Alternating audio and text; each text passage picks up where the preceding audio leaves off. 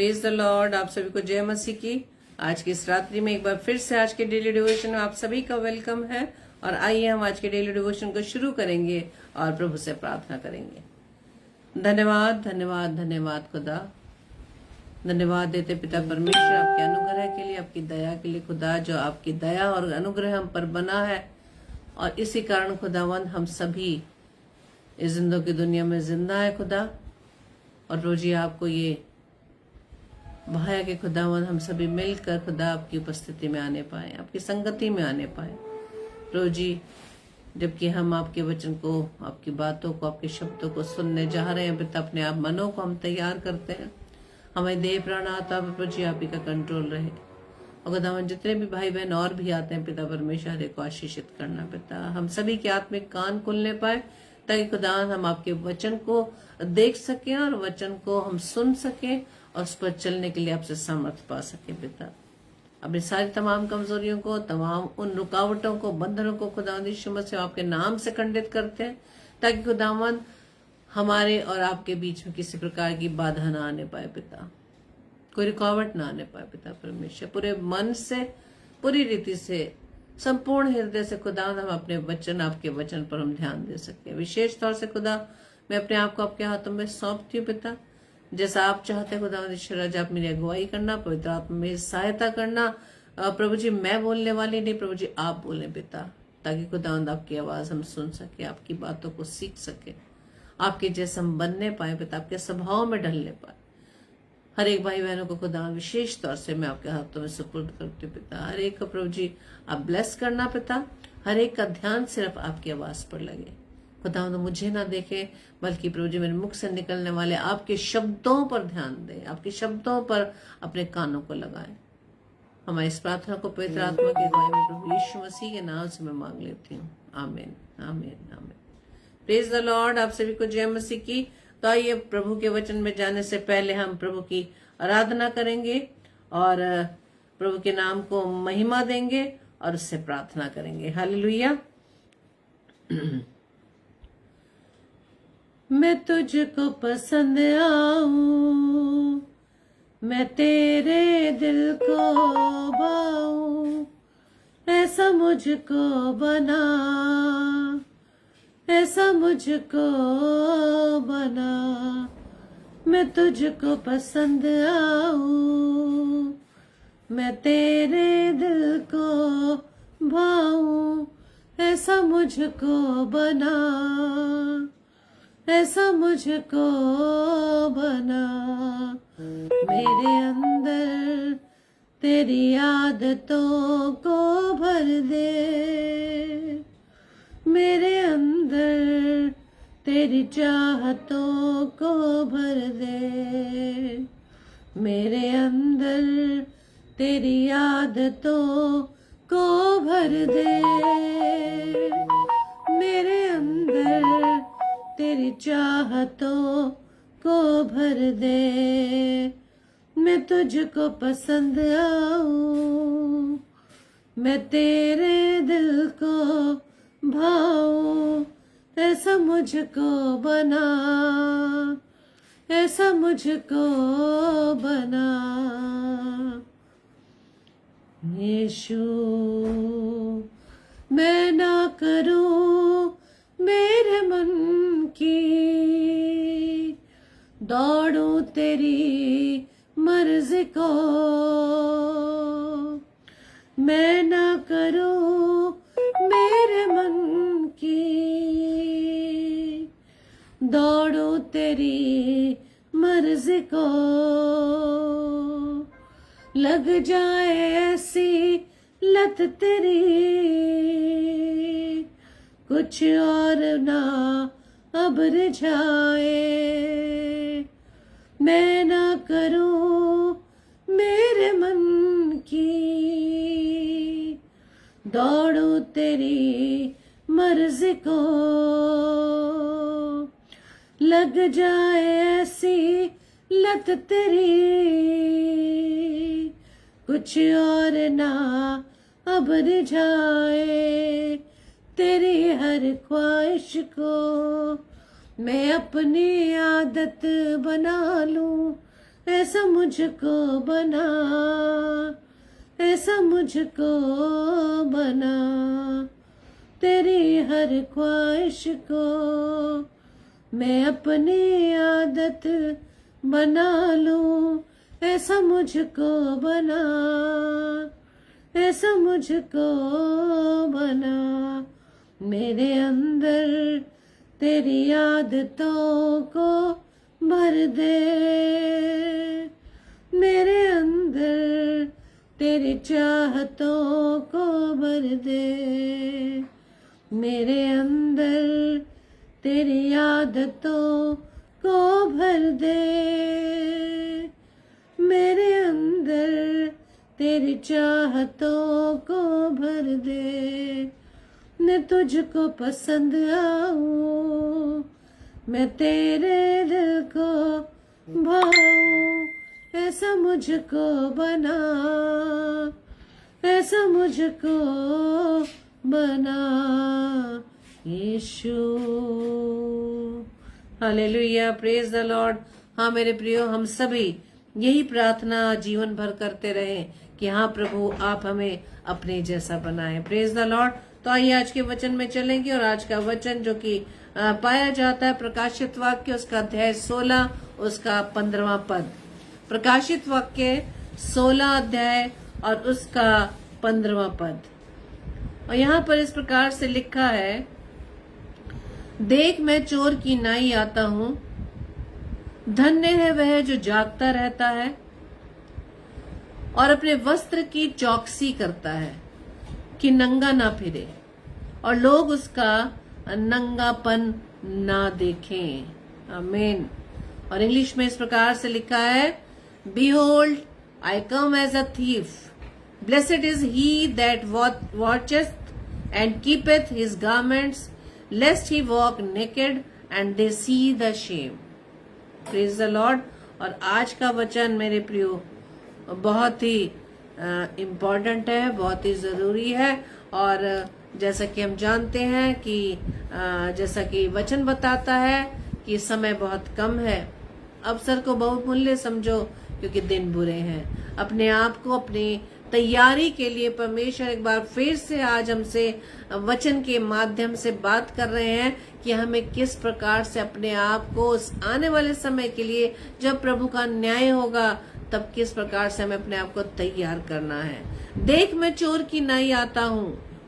आज प्रभु यीशु मसीह हमसे कह रहे हैं कि मेरे आने का कोई समय निश्चित नहीं है, मुझे ही कुछ नहीं मालूम है कि मुझे कब आना है, न तो स्वर्गदूतों को मालूम है। इसलिए इंसान जो बार बार डेट्स हमारे सामने अनाउंस करते हैं कि इस दिन प्रभु आ जाएंगे, इस दिन प्रभु आ जाएंगे, इस जगह आ जाएंगे, तो इन बातों को आप यकीन ना करें, क्योंकि आज प्रभु यीशु मसीह मुझसे और आपसे ये बात स्पष्टता से कह रहे हैं कि देख मैं चोर की नाई आता हूँ। जैसे चोर का घर में आना हमें नहीं मालूम है कब, जब घरों में चोरी होती है तो जिनके घर होते हैं उनको नहीं मालूम होता कि कब चोर सेंध लगा जाते हैं, कब चोर किस घड़ी में आ जाते हैं। चोरों का जरूरी नहीं वो रात ही में आए, चोर तो अब दिन में भी सेंध लगाने लगे हैं मेरे प्रियो। इसलिए वचन कह रहा है, प्रभु यीशु मसीह कहते हैं, देख मैं चोर की नाई आता हूँ, मेरे आने का कोई समय निश्चित नहीं है, मुझे भी नहीं मालूम, सिर्फ पिता जानता है। सिर्फ पिता का जब ऑर्डर होगा तब प्रभु यीशु मसीह एक न्यायी के रूप में हमारे बीच में आएंगे। हालेलुया।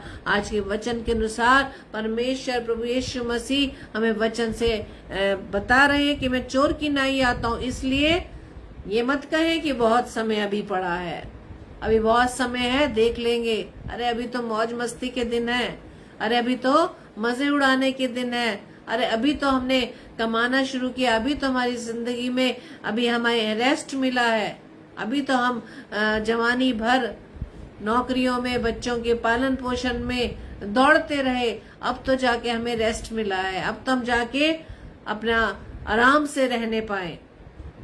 आज हम इन्हीं खोज में लगे हुए हैं कि हम सारी उन वस्तुओं को हम बटोर लें जिसके द्वारा हमारे शरीर को आराम मिले। लेकिन मेरे प्रिय हम ये जान लें, इस शरीर की जो हमें बहुत चिंता है ना, इस शरीर को हमें यहीं छोड़कर जाना है, ये नहीं जाएगा वहां पर। इसके अंदर रहने वाले परमेश्वर का आत्मा वो जाएगा। इसलिए आत्मा की तैयारी करें, शरीर की तैयारी पर ध्यान न लगाए। इसलिए आज परमेश्वर का वचन कह रहा है कि मैं चोर की नाई आता हूं, तो इसलिए कोई गारंटी नहीं कि परमेश्वर कब आ जाएगा, लेकिन वचन के हिसाब से, वचन को जब हम पढ़ते हैं, वचन हमें बताता है कि समय बहुत नजदीक है। उन चीजों को हम घटता हुआ देख रहे हैं, उन चीजों को हम होता हुआ देख रहे हैं। राज्य पर राज्य चढ़ाई करेंगे, सब एक दूसरे के शत्रु बन चुके हैं। बहुत सी बातें प्रभु ने वचन के द्वारा हमसे बात की। इसलिए उस दिन की तैयारी के लिए, जब वो चोर का दिन होगा, जब उस दिन को प्रभु यीशु मसीह आ जाएंगे, तब हमें किस प्रकार से अपने आप को बचा कर रखना है। जैसे वचन कहता है ना कि संसार के सदृश न बनो। संसार में तुम्हें रखा है, लेकिन जैसे संसारिक लोग करते हैं।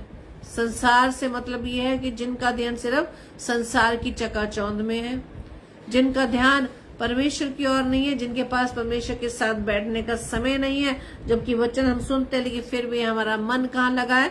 संसार में लगा है। क्योंकि मत्ती रचित सुसमाचार 24 अध्याय के 42 पद हमें बताता है, इसलिए जागते रहो, क्योंकि तुम नहीं जानते कि तुम्हारा प्रभु किस दिन आएगा। हालेलुया। तुम्हारा प्रभु किस दिन आएगा, ये है प्रभु के वचन की स्पष्टता कि मैं चोर की नाई आता हूँ। धन्य वह है जिन्होंने इस बात को अब पकड़ लिया है ना कि प्रभु हमसे क्या बात कर रहा है। प्रभु की बात को हम हल्की ना जाने। परमेश्वर की बात जब हमसे वो करता है, ध्यान से सुने, भूले नहीं, संसारिकता में जाकर भूले नहीं। इस वचन को हम थाम के रखें कि प्रभु ने कहा है कि मैं चोर की नाई आता हूँ। लेकिन धन्य वो है जो जागता रहता है। जागने वाला व्यक्ति कौन होता है? जो हर समय इस वचन को सुनकर उसे थाम कर रखना है कि प्रभु पता नहीं कब आ जाए, कल आ जाए, आज आ जाए, अभी आ जाए। तो हमारी तैयारी क्या है? क्या हम प्रभु के साथ जाने पाएंगे? प्रभु हमें लेने के लिए आ रहा है, तो क्या हम उसके साथ जाने पाएंगे? क्या उसके साथ बादलों पर उठा लिए जाएंगे? धन्य है वह जो जागता रहता है। जागने का मतलब यह है कि हर कदम हमें फूक फूक कर रखना है, हर विचारों को हमें सोचना समझना है, हर शब्दों को जो हमें मुख से हम निकालते हैं उसमें हमें ध्यान देना है कि हम क्या बोल रहे हैं, कैसी संगति में बैठ रहे हैं, हमारा स्वभाव क्या है, हम अपने उठने बैठने बोलने चालने के द्वारा कैसी हम गवाही दे रहे हैं। धन्य वो है जो जागता रहता है और अपने वस्त्र की चौकसी करता है। वस्त्र क्या है? जो ये हमारा ये शरीर है, उसको हमने किस प्रकार से उसकी चौकसी की है। क्या इस शरीर के द्वारा कोई गुनाह तो नहीं हो रहा? क्या इस शरीर के द्वारा हमसे कोई पाप तो नहीं हो रहा? क्या इस शरीर के द्वारा कि शरीर को हमने क्या कंट्रोल में रखा हुआ है? क्या इसको हमने अपने नियंत्रण में रखने का प्रयास किया है कि हमें इसे प्रभु की संगति में बिठाना है, संसार में जाने से उसे रोक कर रखना है। अभी अपनी अभिलाषाओं को जो हम कहते हैं ना, उसके साथ क्रूस पर हमने चढ़ा दिया। क्या सच में हमने चढ़ाया है? क्रूस पर चढ़ाने का मतलब ये कि हमने भी अपनी अभिलाषाओं को प्रभु यीशु मसीह के साथ क्रूस पर चढ़ा दिया है। हालेलुया। जब हमने क्रूस पर चढ़ा दिया है तो हमारा ध्यान संसारिकता की ओर नहीं, हमारा ध्यान सिर्फ परमेश्वर की बातों पर होना चाहिए। धन्य वे है जो जागता रहता है और अपने वस्त्र की चौकसी करता है कि नंगा ना फिरे।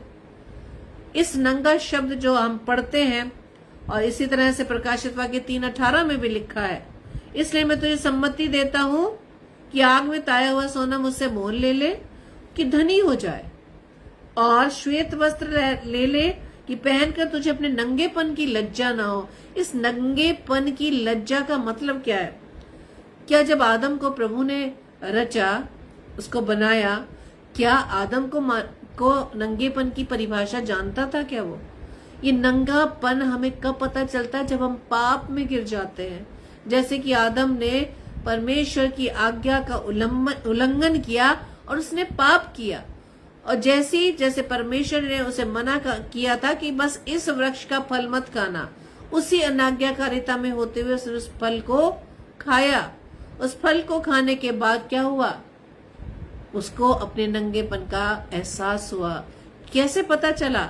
जब हम पाप में गिर जाते हैं तब नंगापन हमें दिखाई देता है। जब हमसे कोई गलती हो जाती है तो हम उस गलती को छुपाने की कोशिश करते हैं कि किसी को पता ना लगे।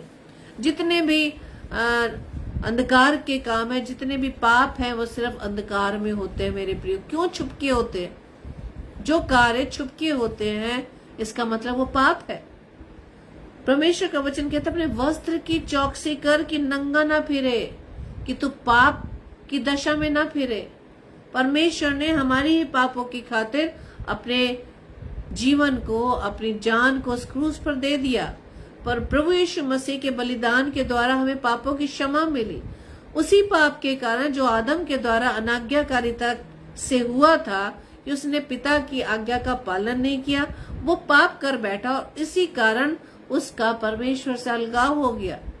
लेकिन परमेश्वर पिता, परमेश्वर हमारा वो परमेश्वर जो हमसे अभी भी बहुत प्रेम करता है, वो प्रेमी पिता जो अभी भी हम पर दया करता, अपनी अनुग्रह की दृष्टि बनाए रखता है, उससे कोई भी काम छिपे नहीं है। हमारा नंगापन उससे छिपा नहीं है। हम अपने नंगेपन को, अपने पाप से भरे हुए जीवन को बेशक मनुष्य से छिपाने के लिए भरसक प्रयास करते हो, लेकिन परमेश्वर से कुछ भी नहीं छिपा। हर एक चीज का परमेश्वर न्याय करेगा। आज तभी प्रभु यीशु मसीह क्या कह रहे हैं कि मैं चोर की नहीं आता हूँ। इसलिए ये ना कहें कि बहुत समय है, कोई नहीं देख रहा। अरे तब तक तो हम खूब मजा कर ले, खूब ऐशो आराम कर ले, खूब अपने मन की कर ले। अभी हमने परमेश्वर की महिमा गीत गाया कि मैं ना करूं अपने मन की, दौड़ूं तेरी मर्जी को।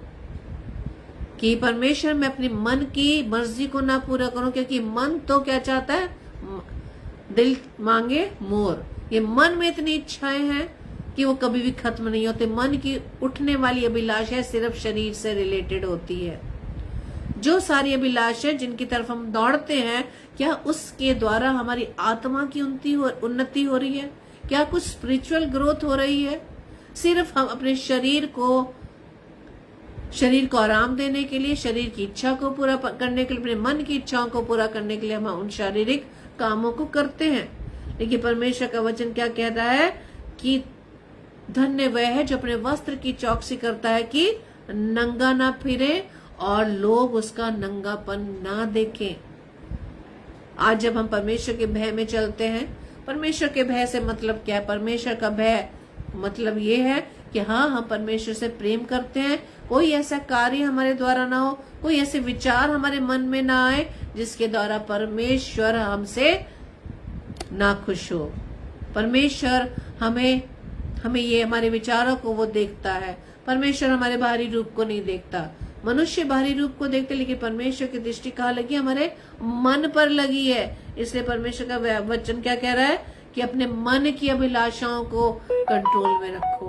Praise the Lord. परमेश्वर का वचन कहता है क्योंकि तुम आप ठीक जानते हो कि जैसे रात को चोर आता है, वैसे ही प्रभु का दिन आने वाला है। हालेलुया। प्रभु का दिन आने वाला है। हम न सोचे कि दिन बहुत दूर है। बहुत समय से हम सुन रहे हैं कि प्रभु आएगा, प्रभु आएगा, प्रभु आएगा, लेकिन प्रभु आज बात कर रहा है कि चोर की नाई आऊंगा मैं, चोर की नाई आऊंगा। कोई दिन, कोई समय निश्चित नहीं है। चाहे इंसान, चाहे मनुष्य कितनी भविष्यवाणी कर ले, कितना कोट कर दे कि इस दिन आएगा, इस महीने में आएगा, इस तारीख में आएगा, इस स्थान पर आएगा। नहीं मेरे प्रियो, जो कुछ लिखा है परमेश्वर ने इस वचन के द्वारा हमें समझा रहा है कि देख मैं चोर की नाई आता हूँ। इसलिए हमें अभी से इस बात को जान लेना है, इस बात को पकड़ लेना है। अब ये ना सोचे कि अरे ये तो वचन हम बहुत बार सुन रहे हैं कि प्रभु चोर की नाई आएगा। सिर्फ ये पढ़ने का मतलब ये नहीं कि हाँ हमें पता चल गया कि हाँ प्रभु ने लिखा, लेकिन इसके द्वारा हमने सीखा क्या है? इसके द्वारा हमें ये सीखना है कि प्रभु कभी भी हमें लेने के लिए आ सकता है, लेकिन क्या हम उसके साथ जाने के लिए अपने आप को परमेश्वर की दृष्टि में पवित्र पाए जाएंगे? क्या परमेश्वर हमें ले जाएगा साथ में, या यहीं हम रह जाएंगे? इसलिए परमेश्वर आज हमसे बात करता है क्योंकि वो प्रेम करता है मेरे प्रियो हमसे। परमेश्वर का वचन कहता है कि प्रभु यीशु मसीह चाहते हैं कि किसी मनुष्य का नाश ना हो, हर एक मनुष्य का वो उद्धार चाहता है। उसने एक बार अपना बलिदान दे दिया, लेकिन अब बाकी बलिदान नहीं है, अब और बलिदान नहीं है। परमेश्वर के प्रेम में होते हुए, आज्ञाकारी में होते हुए पुत्र प्रभु यीशु मसीह ने वो योजना को उसने पूरा किया है। उसने हमारे पापों को का दाम दिया है, हमें पापों से छुड़ाने के लिए कीमती दाम दिया है, और जिसको हमने आज की आखिरी कॉटेज प्रेयर मीटिंग के दौरान हमने इन 34 मीटिंग्स, इस 32 मीटिंग्स में हमने उन दिनों को याद किया कि परमेश्वर आज हमें सिखाया है, परमेश्वर ने कि हमें कैसे अपने आप को तैयार करना है, कैसे उस दिन के लिए अपने आप को तैयार करके रखना है, कि ताकि परमेश्वर हमें अपने योग्य पा सके। Praise the Lord. इसलिए परमेश्वर का वचन आज हमसे बात कर रहा है मेरे प्रियो, कि जागते रहो, क्योंकि तुम ना उस दिन को जानते हो ना उस घड़ी को। वचन बार बार हमें आज बता रहा है, मत्ती रचित सुसमाचार 25 अध्याय का 13 पद, कि ना तो तुम इस दिन को जानते हो ना इस घड़ी को। इसलिए अपने आप की चौकसी कर, अपने वस्त्र की चौकसी कर। वचन ये भी बताता है कि जागते रहो और स्मरण करो, सब बातों का अंत तुरंत होने वाला है, इसलिए संयमी होकर प्रार्थना के लिए सचेत रहो। प्रार्थना यानी हमें कैसे करनी है? संयम से। प्रार्थना इस बात के लिए करनी कि परमेश्वर हमें इन सारे संसारिकता से हमें बचा कर रखे, हमें पाप में पड़ने से बचाए। रोज प्रार्थना करते ना, परीक्षा में न डाल परंतु बुराई से बचा। लेकिन हम प्रार्थना हमारा एक रूटीन वर्क बन गया है, हमारे पिता की दुआ करना कि बुराई से बचा। लेकिन क्या सच में हम बुराई से बच पा रहे हैं? या जब हमारे सामने कोई बुराई आती है या मुख से हम कुछ ऐसा बुरा शब्द निकालते हैं, क्या उस समय पवित्र आत्मा हमसे बात करता है कि हाँ तूने गलत शब्द निकाला, तूने गलत काम किया, तूने दूसरों के प्रति, दूसरों के विरोध में काम किया, दूसरों की तू निंदा करता है। लेकिन परमेश्वर का वचन बताता है कि सबको अपना अपना न्याय देना है। हम उस दृष्टांत को सदैव याद रखें, उस फरीसी और चुंगी लेने वाले को, कि फरीसी अपने आप को क्या बताता है? परफेक्ट बताता है, और परमेश्वर के सामने मंदिर में कहता है कि मैं ये करता हूँ, मैं वो करता हूँ, लेकिन और उस पर उंगली उठा के कहता है कि मैं तो ये सब करता हूँ। लेकिन चुंगी लेने वाला क्या प्रार्थना करता है? वो सर झुकाता है कि मैं तेरी तरफ मैं दृष्टि उठाने के भी लायक नहीं हूँ, मुझ पापी पर दया कर। क्या आज की हमारी प्रार्थनाएं इस प्रकार की प्रार्थनाएं हैं? परमेश्वर का वचन आज हमें यही सिखा रहा है मेरे प्रियो। लूका रचित सुसमाचार 21 अध्याय के 36 पद में, इससे जागते रहो, हर समय प्रार्थना करते रहो। अभी हमने कहा प्रार्थना में संयम से करना है। ये नहीं कि प्रार्थना हमने की और उसमें हम थक गए, उसमें संयम बरतना है, हमें धीरज बरतना है। और ये सब बातें, ये धीरज की बातें, ये संयम की बातें, ये सारे गुण हमारे अंदर तभी आएंगे जब परमेश्वर का प्रेम हमारे अंदर होगा। हम गलातियों 5 उसके 22-23 में पढ़ते हैं, आत्मा के फल। जब परमेश्वर के प्रेम से हम भर जाएंगे तो ये सारे फल हमारे अंदर ऑटोमेटिकली अंदर अपने आप दिखाई देने लगेंगे। परमेश्वर का वचन कह रहा है, जागते रहो और हर समय प्रार्थना करते रहो, और तुम इन सब आने वाली घटनाओं से बचने और मनुष्य के पुत्र के सामने खड़े होने के योग्य बनो। इसका मतलब क्या है? इस वचन के द्वारा हम सबको व्यक्तिगत रूप से जांचने की जरूरत है, क्या हम मनुष्य के पुत्र यानी कि प्रभु यीशु मसीह जब न्याय के रूप में आएगा, जब हमें अपने साथ बादलों पर उठाने के लिए आएगा, क्या हमें उस योग्य पाए जाएंगे? इसे वचन कहता है कि जागते रहो, प्रार्थना करते रहो। आपको याद होगा जब प्रभु यीशु मसीह पतरस, याकूब, यूहन्ना को अपने साथ लेकर जाते हैं गसमनी बाग में प्रार्थना करने के लिए, क्या कह के जाते हैं कि जागते रहो, प्रार्थना करते रहो ताकि तुम परीक्षा में ना पड़ो। लेकिन वो 2 बार आता है, वो उनको सोता हुआ पाता है। प्रभु यीशु मसीह कहते, क्या तुम मेरे साथ एक घड़ी भी जाग ना सके? और हमने वहां ये पाया कि तीनों ने प्रार्थनाएं नहीं की, तीनों ने प्रार्थना करने में वो सचेत नहीं रहे, तीनों संयम उन्होंने नहीं धरा। और क्या बात हुई कि आने वाले समय में उनके सामने परीक्षाएं आई। जब प्रभु यीशु मसीह को वहां से पकड़ कर ले जाया जा रहा था तो वो सब भाग निकले। पतरस ने तो इनकार कर दिया, सब चेले भाग निकले। तो यही परीक्षाएं हैं मेरे प्रियो। हम बेशक बाइबल पढ़ते हैं, चर्च जाते हैं, प्रार्थना सभा अटेंड करते हैं, बड़ी बड़ी बातें करते हैं, लेकिन हम समय आने पर अपने कामों के द्वारा हम प्रभु का इनकार कर देते हैं, जैसे पतरस ने इनकार किया।